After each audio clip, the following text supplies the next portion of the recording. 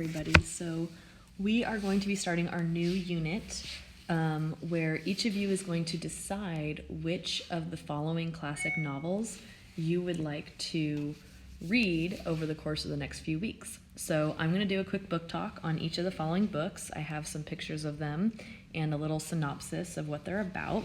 I have chosen from a lot of classical novels that I thought would be most interesting to you all and some that would be most accessible. All of these books are available on the app Tales to Go as an audiobook that you can listen to. And I've included the time, like the total time it would take if you sat and listened to the book in one setting. But all of them you can stop and pause and, reset and stuff. I have also included on the link on our resource page a way for you to access a PDF of the book. Because these books are a little bit older, their copyrights have expired, so you're able to access them for free online by just Googling the title and writing PDF. But I've given you a link to each of the PDFs too, so that if you want to download them to Notability and annotate them as you read, you also have that option. So I'm going to go through and just tell you a little bit about each book. You can come back to this slideshow that I've also linked on our resource page if you want to review before you vote and say which of the following books you want to read.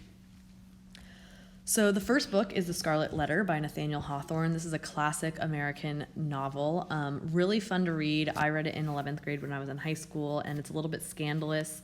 It's about this affair that a girl has in kind of Puritan Massachusetts back in the day when everybody was really conservative, and she is an unmarried woman who becomes pregnant. So the story centers around societal values and how people judge each other and what it's like to be a young woman who is kind of under the scrutiny of a very religious conservative society.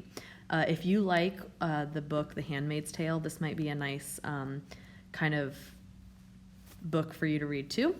So Scarlet Letter, it's often referred to in TV shows anytime people talk about having the letter A fastened to their chest as a sign of like penance for a crime they've committed. This is the novel that they are referring to. Hawthorne has a very elaborate writing style. His sentences tend to be really long.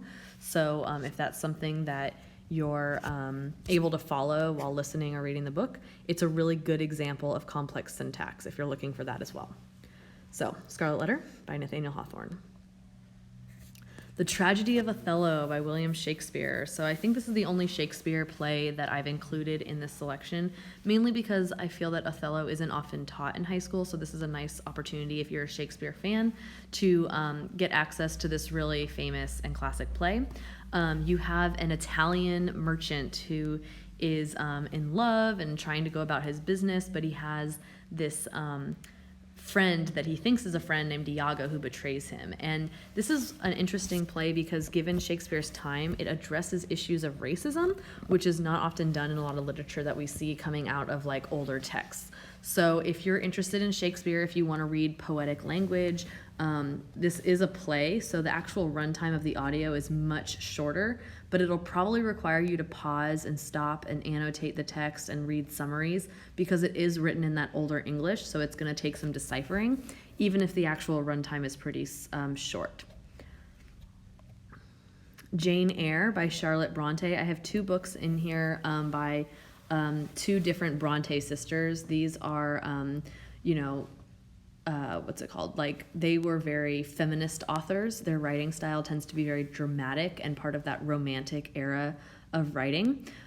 This story is meant to be somewhat humorous, though. It's about this girl who kind of, not humorous. This is meant to be a little bit hopeful in that the main character is a girl who escapes from a really terrible situation, and then she starts to kind of come into her own independence out of this troubled past. The Bronte sisters like to write about dark, disturbing times and kind of talk about the human product that comes from grotesque circumstances. So lots of darker imagery, but strong female character, and she is an orphan who kind of has to overcome the odds. So if you are interested in a story like this, Jane Eyre is a good one for you.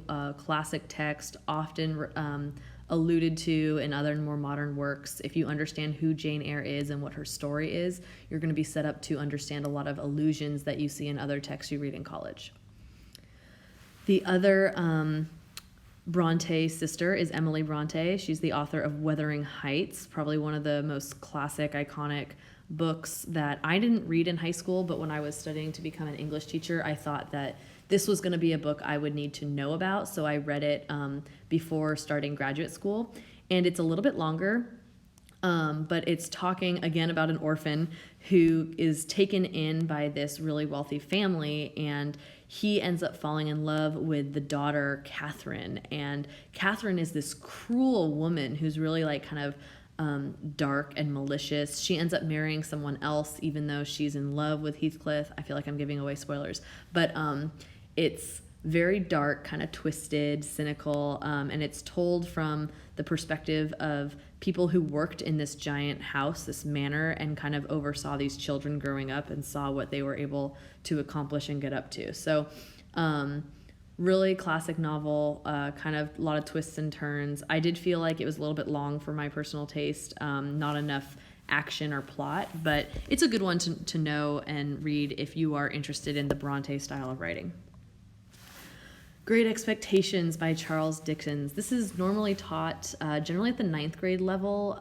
We've moved away from it because we have a lot of other 9th grade classic texts, but Charles Dickens is a famous British author who has written a lot of books that you probably have heard of, but Great Expectations is one of the best ones, and it actually fits really well with American literature when you think about this idea of the American dream, even though it's actually not an American text. The young boy Pip is very poor and kind of disenfranchised, and he is striving to better himself and be a true gentleman and have, riches and accomplishments in life. But the people that he meets who are supposed to help him up that ladder tend to have kind of a sinister, dark background. So he is a classic character in a lot of classic works, and Charles Dickens is an amazing author. His style is very character driven, so if you want to get to know some really interesting characters, reading Charles Dickens and noticing how he develops them is going to be a great experience.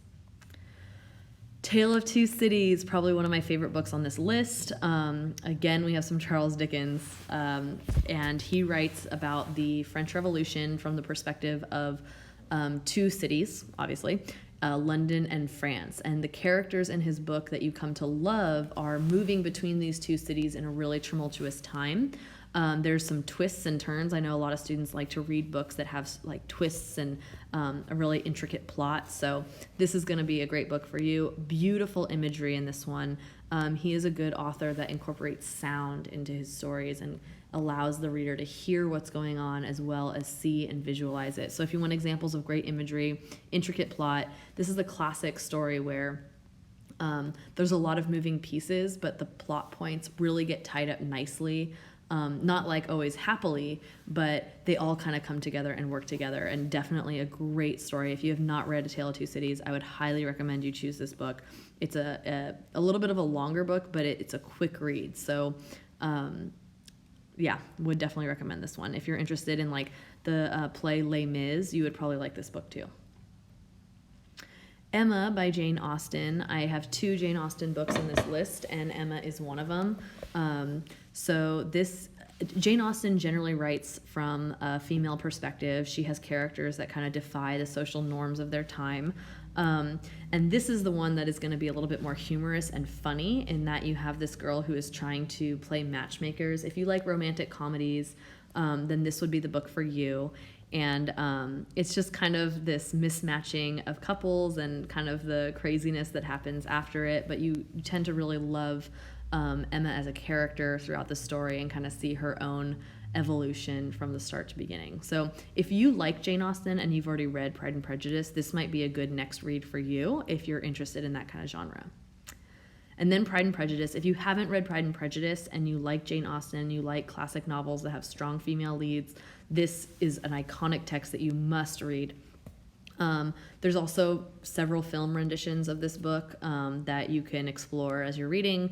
It's kind of the story about this family who has all these daughters, and they're trying to get them married because back in this time period, if a daughter was unmarried, then the parents would really worry about her future and have to take care of her. So Jane Austen flips this social norm and talks about the agency that women have in deciding their fate and how we kind of make judgments about people before we really get to know them. So you are kind of in for a wild ride. This story also uses a lot of letters, so correspondence between characters, in order to reveal new information and kind of turn our perspectives as we read the story. Really great book. There's also a movie, Pride and Prejudice and Zombies, that came out recently that is kind of a spoof on this book. If you saw that movie or are interested in watching it, it might be good to read the book first. And this is a movie poster for my favorite rendition of the film, which you're welcome to watch if you read the book too. Okay, The Adventures of Huckleberry Finn, Mark Twain, classic American author. This is a book that appears on a lot of reading lists for English 11 and American literature courses. Dave Chappelle, I don't know if you're familiar with this comedian, but he was recently given the Mark Twain Award for Humor. Mark Twain is considered one of the first comedians of American literature, and a lot of comedians have given this award every year. The special on Netflix just came out. If you're interested in Dave Chappelle, it's not necessarily 100% school appropriate and academic, but it does talk about humor and the role of authors and societal commentators throughout history. This is a story about a young boy who runs away from his abusive father, and he and an escaped slave named Jim float down the river. This is a banned book in a lot of school districts because it does use some language that is, offensive, like the N-word, but it's used in a way where it's meant to show how that word has power in a time period where it was used against people, and why we probably should not put that type of power in other words that we have today. So if you are interested in Mark Twain, he is just an amazing American author. Really should read at least one of his books before graduating high school. And this is probably my favorite, definitely. I always thought it would be cool to kind of emulate their adventure by taking a boat and floating all the way down the Mississippi River and ending in New Orleans just like they did. Every time they stop along a different city or community that is on the Mississippi River, they kind of encounter new characters and get up to some mischief and stuff. So this is kind of a fun adventure-based book. I would really recommend it to those of you who are interested in going on your own adventures. Beowulf. This is probably the most unique book on this list. Definitely very different than the other ones. It's one of the oldest texts that's on here, but it's also written in poetry. So again, the runtime on this one, just like Othello, is very short. However, it's probably going to take you a little bit longer than just the runtime to decipher the language. It is a classic knight in shining armor tale, though, about a this character who is called upon by a king to defeat a beast that they need to conquer in order for the lands to be safe and happy. So if you like fantasy, if you like anything like Lord of the Rings, then this would be a book that is right in your genre of reading. Or if you're interested in poetry and looking at how it's evolved and changed and creates imagery and passion and emotion through this telling of a classic story, this would be a great book for you. So I have this form. I'm going to put the link to it on our resource page, and you can go through and vote on which of the books is your top 2 choices. I'm going to assign you a book so that you're reading something that other students are reading. While we have a lot of choices here, I want to make sure that everyone also has peers that they can read alongside. So if you're the only person who chose to read one book, I might reach out to you and ask you to select your second choice, just so that you have classmates who are reading alongside you. All of these books are available for free on Tales to Go, and so if you don't get the choice that you want to read, you are welcome to read the other ones that you're also interested in on your own time, as like an independent reading book or an SSR book. So I'm just going to go back through those choices one more time, and then make sure you fill out the form on your, as much as possible. I'll post the date that you need to fill out the form by on the resource page too. So it's Scarlet Letter, Othello, Jane Eyre, Wuthering Heights, Great Expectations, Tale of Two Cities, Emma, Pride and Prejudice, Huckleberry Finn, and Beowulf. So reach out to me if you have any questions about these books before you make your decisions, and thanks for tuning in.